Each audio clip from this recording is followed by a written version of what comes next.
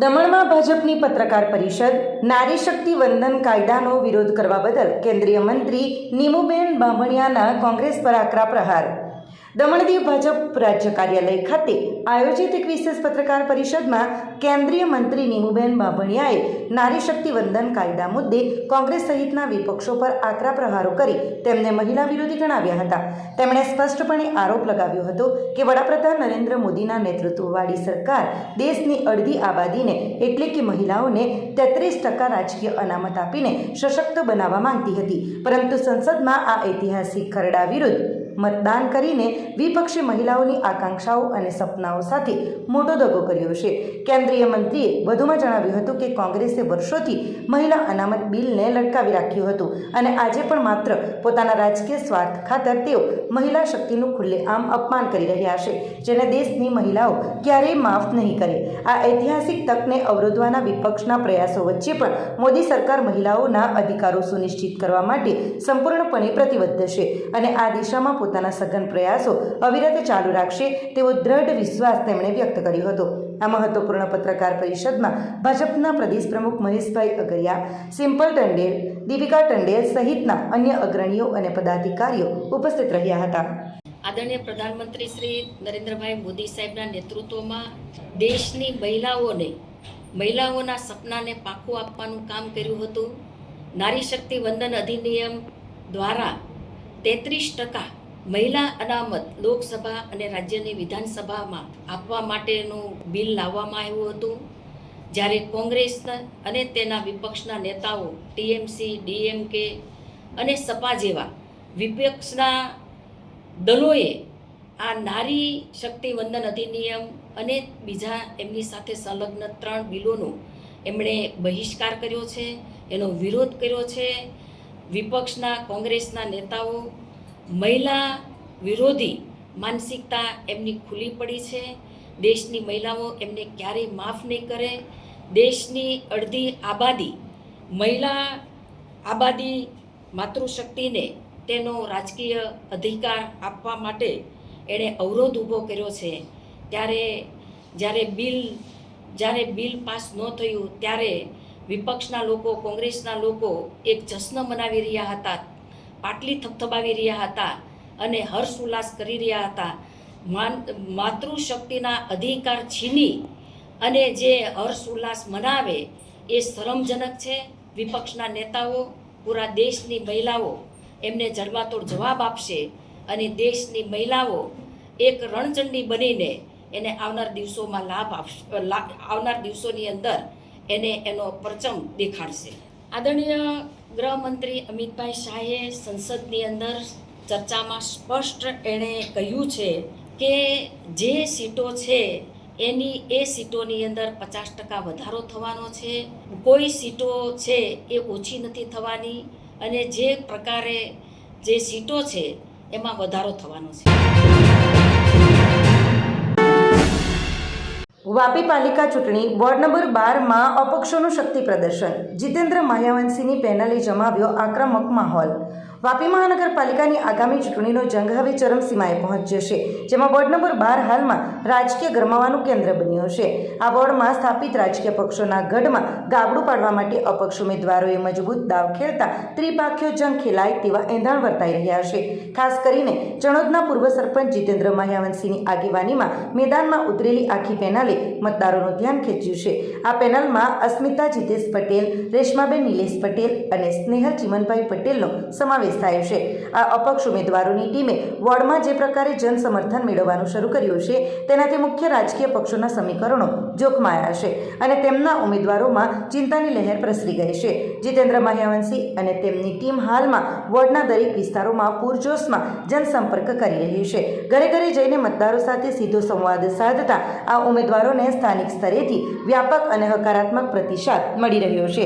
ચૂંટણી પ્રચાર દરમિયાન માયાવંશીએ પત્રકારો સાથે વાત કરતા કરતા જણાવ્યું હતું કે આ ચૂંટણી કોઈ વ્યક્તિગત લડાઈ નથી, પરંતુ જનતાની અપેક્ષાઓનો પડઘો છે. લોકોના અતૂટ વિશ્વાસ અને પ્રોત્સાહનને કારણે જ અમે આખી પેનલ સાથે મેદાનમાં ઉતર્યા છીએ. તેમણે વધુમાં દાવો કર્યો હતો કે વોર્ડ નંબર 12ના રહીશો હવે પરિવર્તન ઝંખે છે અને આગામી પરિણામોમાં અપક્ષો ઐતિહાસિક વિજય મેળવશે. જો જનતા તેમને સેવા કરવાની તક આપશે તો રસ્તા, પાણી, સફાઈ અને ટ્રાફિક જેવી પાયાની સમસ્યાઓનું પ્રાથમિકતાના ધોરણે નિરાકરણ લાવવાની તેમણે ખાતરી આપી છે. હવે જોવાનું એ રહેશે કે અપક્ષોનો આ મજબૂત જુવાળ મોટા પક્ષોની વોટ બેંકમાં કેટલું ગાબડું પાડે છે અને વોર્ડ નંબર 12ના શિખરે કોણ બિરાજમાન થાય છે. પ્રતિસાદ એવો છે કે તમે તમારા હિસાબે જોઈ શકો છો રેલીમાં કેટલા માણસો આવે છે અને આ એક દિવસ નથી, જ્યારથી પ્રચાર શરૂ કર્યો છે માણસો વધતા જાય છે. એમ તો મારો તો આ 25 વર્ષનો રાજકીય અનુભવ છે. જ્યારે માણસો વધે એટલે જીતની તમારી અપેક્ષા વધી જ જતી હોય છે. મુદ્દામાં અમે જ્યારે કામ કરેલા, પાણીથી લઈને રોડથી લઈને કોઈ પણ સ્ટ્રીટ લાઇટ, ગલી સ્ટ્રીટ લાઇટ હતી. આજે છેલ્લા 1.5 વર્ષમાં કાંઈ નથી અને પરિસ્થિતિ બહુ ખરાબ છે. અને અમારું પહેલું કામ એ છે કે સૌથી પહેલાં પાણીનું કામ અહીં પૂરું કરવાનું છે. ગામમાં પાણીની સમસ્યા બહુ મોટા પાયે છે. જનતાએ ઉતારી છે, મેં નથી ઉતારી. આ જનતાનો પ્રતિસાદ છે કે એ લોકોએ કીધું કે જીતુભાઈ તમે ઉતરો મેદાને, તમારા કામ છે એ કામને લઈને તમે મેદાને ઉતરો, તમને અવશ્ય જીત મળશે. અને પ્રજાએ કીધું કે ભાઈ તમે ઉતરો મેદાને, તમે ઉતારી દીધા. એટલે જ તો હું તમને કહું છું કે આ પેનલ જે છે તે મારી નથી, જનતાની પેનલ છે. આશ્વસ્ત અમે જીતી ચૂક્યા છીએ. વાપી પાલિકા ચૂંટણી પ્રચાર જંગ તેજ. બકાભાઈની એન્ટ્રીથી વોર્ડ નંબર 6માં કેસરીયો માહોલ ગરમાયો. વાપી મહાનગરપાલિકાની ચૂંટણીના આડે હવે ગણતરીના દિવસો જ બાકી રહ્યા છે, ત્યારે તમામ રાજકીય પક્ષો અને અપક્ષ ઉમેદવારોએ મતદારોને રીઝવવા માટે એડી ચોટીનું જોર લગાવ્યું છે. શહેરના વિવિધ વોર્ડમાં રેલીઓ, સભાઓ અને ડોર ટુ ડોર જનસંપર્કથી વાતાવરણ ચૂંટણીમય બની ગયું છે. આ દરમિયાન ચૂંટણીના માહોલમાં ગ્લેમરનો તડકો ઉમેરવા માટે ટીવી જગતના લોકપ્રિય શો તારક મહેતા કા ઉલ્ટા ચશ્માના જાણીતા કલાકાર બકાભાઈ એટલે કે તન્મય વિકરિયા મેદાનમાં ઉતર્યા છે. વાપીના ચાલા વિસ્તારમાં વોર્ડ નંબર 6ના ભાજપના ઉમેદવારોના સમર્થનમાં બકાભાઈએ જોરદાર પ્રચાર કરી કાર્યકરોમાં નવો ઉત્સાહ ફૂંક્યો હતો. પોતાની આગવી શૈલીમાં જનમેદનીને સંબોધતા બકાભાઈએ જણાવ્યું હતું કે તેઓ જ્યાં પણ જઈ રહ્યા છે ત્યાં ભાજપની તરફેણમાં અભૂતપૂર્વ ઉત્સાહ અને સમર્થન જોવા મળી રહ્યું છે. તેમણે વિશ્વાસ વ્યક્ત કર્યો હતો કે જનતાનો સાથ ભાજપ સાથે છે અને ચૂંટણીના પરિણામોમાં આ જીત સ્પષ્ટ દેખાશે. આ સાથે જ તેમણે વચન આપ્યું હતું કે ચૂંટણી જીત્યા બાદ તેઓ ફરીથી આ ઉમેદવારો સાથે જનતાની વચ્ચે આવશે અને વિસ્તારના વિકાસ કાર્યોમાં સક્રિય ભાગીદારી નોંધાવશે. સ્ટાર પ્રચારકને જોવા અને સાંભળવા માટે મોટી સંખ્યામાં લોકો ઉમટી પડ્યા હતા, જેના કારણે પ્રચાર કાર્યક્રમમાં ભારે ભીડ જોવા મળી હતી. હવે જોવાનું એ રહેશે કે ગ્લેમર અને સેલિબ્રિટી પ્રચારની આ અસર મતદાનના દિવસે કેટલા મતોમાં પરિવર્તિત થાય છે. પરંતુ હાલમાં તો બકાભાઈની હાજરીથી વાપીનું રાજકીય તાપમાન ચોક્કસપણે વધી ગયું છે. આજે હું તારક મહેતા ફેમ બકા પાર્ટી વાપીને આંગણે છું. બીજેપી ના ઉમેદવાર વાપી વોર્ડ નંબર 6ના 4 ઉમેદવાર છે, જે તસલીમબેન બાબુલ, ધર્મેશ પટેલ, ભવલેશ કોટડિયા અને મિત્તલ નંદાણીયા.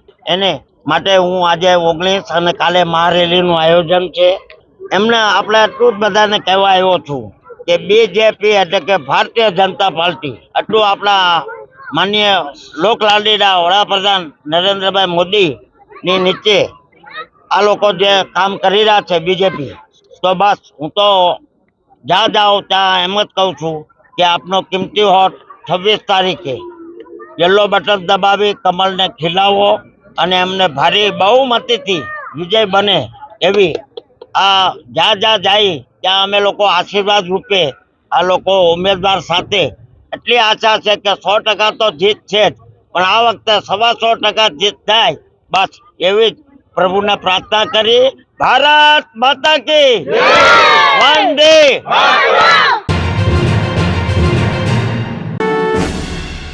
ગુંદલાવ જીઆઈડીસી ડેમોસા કંપની સામે 14 ગામના સરપંચો મેદાને. 500 કામદારોને નોકરી પર પરત લેવા અને પ્રદૂષણ મામલે ઉગ્ર આંદોલનની ચીમકી.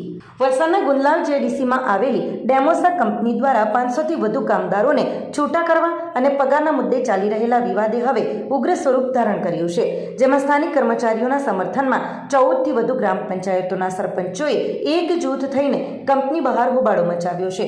સરપંચોએ આક્ષેપ કર્યો છે કે કંપની સ્થાનિક લોકોની રોજગારી છીનવીને બહારથી 300થી 400 જેટલા લોકોને લાવીને કામ કરાવી રહી છે, જ્યારે સ્થાનિક લોકો કે જેઓ આર્થિક રીતે નબળા છે અને જેમની પાસે માત્ર નાની ખેતી છે, તેઓ આ રોજગારી પર જ નભે છે. રોજગારીના પ્રશ્ન ઉપરાંત સરપંચોએ કંપનીના દૂષિત પાણીનું સેમ્પલ રજૂ કરીને ગંભીર પર્યાવરણીય પ્રદૂષણનો પણ મુદ્દો ઉઠાવ્યો હતો, જેમાં જણાવ્યું હતું કે કંપની દ્વારા છોડાતા કેમિકલયુક્ત પાણી અને ગેસના કારણે નંદાવલા અને સરોણ સહિતના આસપાસના ગામોના બોરવેલ બગડી ગયા છે અને લોકોના સ્વાસ્થ્ય પર ગંભીર ખતરો ઊભો થયો છે.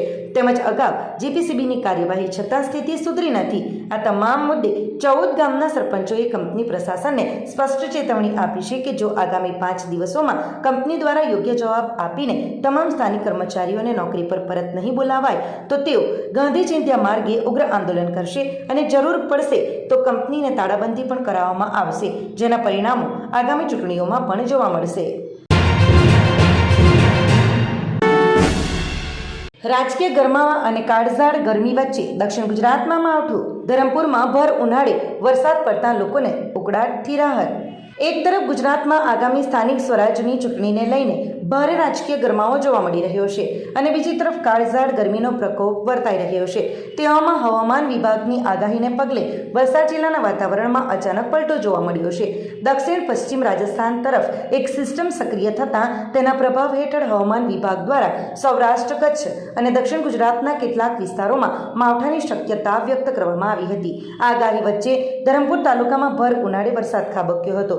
ધરમપુરના હનુમંતમાળ સહિત આજુબાજુના વિસ્તારોમાં વરસાદ પડતા લોકોને ભારે ઉકળાટથી મોટી રાહત મળી હતી. આ ઉપરાંત આ સિસ્ટમની અસર વાપી પંથકમાં પણ જોવા મળી હતી. જગત મોડી રાત્રે આછેરા અમી છાંટા પડ્યા હોવાના અહેવાલ પ્રાપ્ત થયા છે.